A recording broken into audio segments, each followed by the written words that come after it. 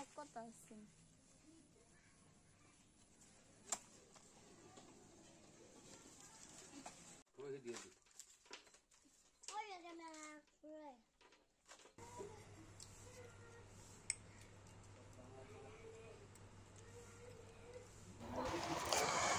আসসালামু আলাইকুম। কেমন আছেন আমার প্রিয় সকল আপু ভাই আঙ্কেল আন্টিরা?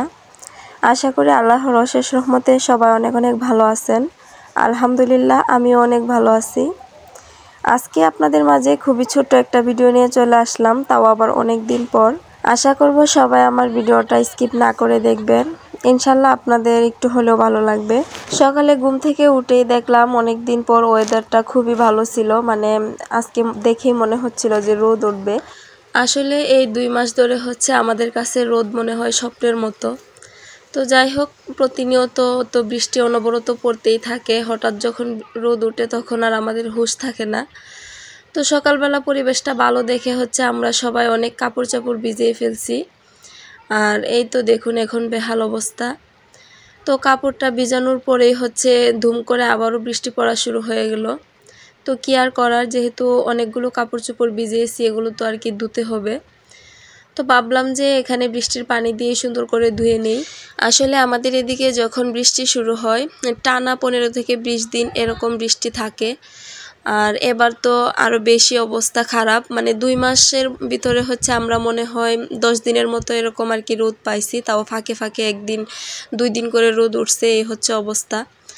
তো যাই হোক, বৃষ্টিও আল্লাহর একটা মানে অনেক বড় নিয়ামত, আর সেই নিয়ামত দিয়ে হচ্ছে আমরা 2 মাস সময় আর কি কাটাচ্ছি, জানি না আরও সামনে কিভাবে কাটাই। আর এত বৃষ্টির ফলে কিন্তু আমাদের এদিকে 2 দিন পর পরই বন্যার পানি, মানে বাড়িতে ওঠার অবস্থা। আসলে একদিকে টানা বৃষ্টি আর অন্যদিকে হচ্ছে বন্যার পানি। তো যাই হোক, সব মিলিয়ে আমাদের মাঝে মধ্যে খুবই কষ্ট হয়ে যায়।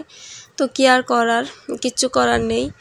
তো এই তো এদিকে হচ্ছে সকালবেলা রোদ দেখে অনেকগুলো কাপড় ভিজিয়েছিলাম, আর সেই কাপড়গুলো এখন বৃষ্টিতেই আর কি ধুতে হলো। তো কিভাবে কাপড়গুলো শুকাবো সেটাই আর কি ভাবতেছিলাম সকাল থেকে। তো পরে ভাবলাম যে রুমে রুমে রশি টাঙিয়ে তারপর হচ্ছে কাপড়গুলো শুকাতে হবে। তো এই তো এদিকে হচ্ছে আমি 2 রুমে আর কি কাপড়গুলো শুকাতে দিয়েছি, আর আমাদের রুমে হচ্ছে আরও কাপড় আগে থেকেই আছে। আসলে টানা বৃষ্টির কারণে অনেক সময় দেখা যায় আমাদের ভিজা কাপড়গুলোই আর কি ব্যবহার করতে হয়। তো আমার আপু ভাইয়ারা, আমার আজকের বয়সটা কিন্তু আপনাদের কাছে অন্যরকম লাগতে পারে। যারা আমার ভিডিও রেগুলার দেখেন তারা হয়তো অনেকেই ভাবতেছেন যে আপু কি অসুস্থ নাকি। আসলে আমি অনেক দিন ধরেই অসুস্থ। লাস্ট ভিডিওটা দেওয়ার পর থেকে আমি অনেকটা অসুস্থ হয়ে পড়ি। তো যাই হোক, এদিকে আবার দেখুন হুট করে আবার রোদ উঠে গেছে আর কি। তো পরে ভাবলাম সবগুলো কাপড় আবার বাহিরে বের করে দেই, যেহেতু আমাদের কাছে রোদ এখন স্বপ্নের মতো। রোদকে যখনই ছুঁতে পারবো তখনই হচ্ছে রোদের মানে ইচ্ছা অনুযায়ী আমাদেরকে চলতে হবে। তো এই হচ্ছে আমাদের অবস্থা। রোদ দেখা মাত্রই হচ্ছে আমি কাপড়গুলো সাথে সাথে বাহিরে নিয়ে চলে আসলাম।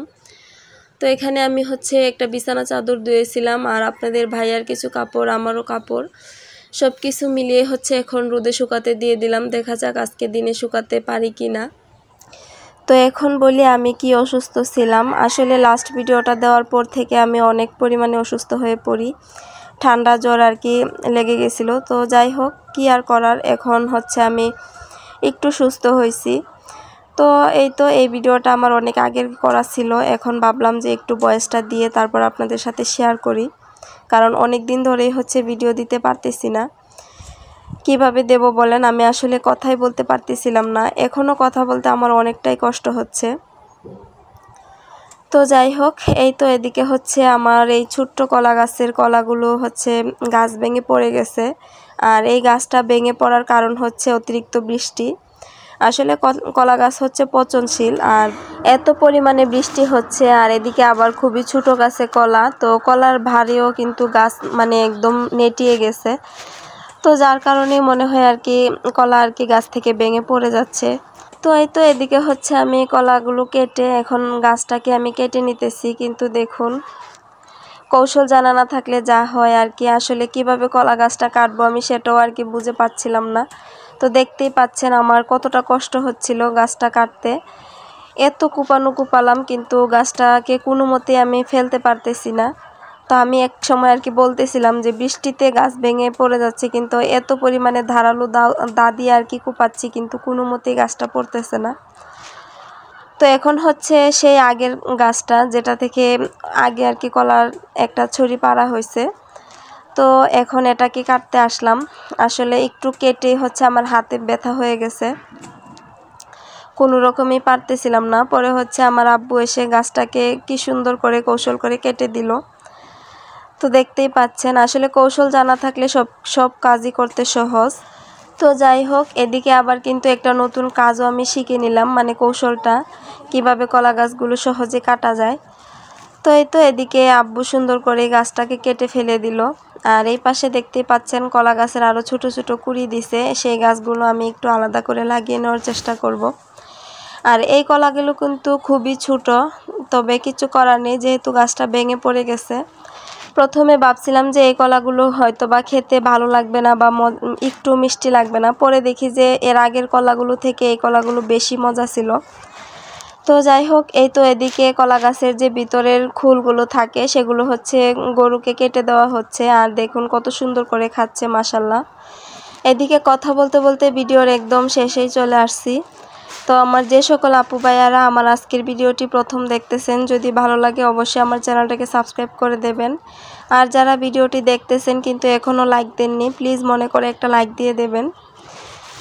তো এই তো এদিকে হচ্ছে আমরা আবার কলাগুলো কাটতে বসে পড়লাম, কারণ এর আগের কলাগুলো হচ্ছে আমি কেটে না দেওয়ার কারণে দেখতেই পাচ্ছেন কি অবস্থা হয়েছিল। তো ভাবলাম যে এগুলো কেটে দেই, যদি পাকে তো পাকলো, আর না পাকলে কিছু করার নেই, কারণ কলাগুলো এতটা পরিমাণও আর কি বতি হয়নি। তো যাই হোক, এই কলাগুলো কিন্তু অনেক সুন্দর করেই পাকছে আর খেতেও দারুণ মিষ্টি ছিল। তো এখানে যেহেতু কলার ছুরিটা খুবই ছোট, দেখতেই পাচ্ছেন কলার ইয়েগুলো কিন্তু খুবই কম। তো তারপর হচ্ছে আমি অফ ক্যামেরায় রান্নাটা করে নিয়েছি। এদিকে হচ্ছে আমি গুত্তুম মাছ আর বেলে মাছ দিয়ে বরবটি রান্না করেছি, আর তরকারিটা কিন্তু খেতে মাশাল্লাহ ভীষণ মজা হয়েছিল। তো যাই হোক, এদিকে হচ্ছে ওরা খেতে বসে পড়লো, আর আমি হচ্ছে এদিকে অনেক কাজকর্ম পড়ে আছে, সেই কাজগুলো করেই হচ্ছে খাবার খেতে বসবো। তো আমার আজকের ভিডিওটা আপনাদের কাছে কেমন লেগেছে অবশ্যই কিন্তু কমেন্ট করে জানাবেন। আর এদিকে আমাদের দুপুরের খাবার ছিল বরবটি দিয়ে গুত্তুম মাছ রান্না আর হচ্ছে ডাল, মানে অল্প সময় আমি রান্না করেছি যেহেতু সময় কম ছিল। তো এই তো এদিকে হচ্ছে ওরা খাবার খেয়ে নিতেছে, আর দেখতেই পাচ্ছেন আমার পুচকি মামুনিটা হাতের চুড়িটার জন্য আর কি সুন্দর করে খেতেও পারতেছে না। তো এদিকে আমি চুড়িটা হচ্ছে উপরে তুলে দিলাম। আমার আজকের ভিডিওটি আপনাদের কাছে কেমন লেগেছে অবশ্যই কমেন্ট করে জানাবেন। তো আজকের ভিডিওটা এ পর্যন্তই। সবাই ভালো থাকবেন, সুস্থ থাকবেন আর নিজেদের প্রতি বেশি বেশি খেয়াল রাখবেন। আল্লাহ হাফেজ।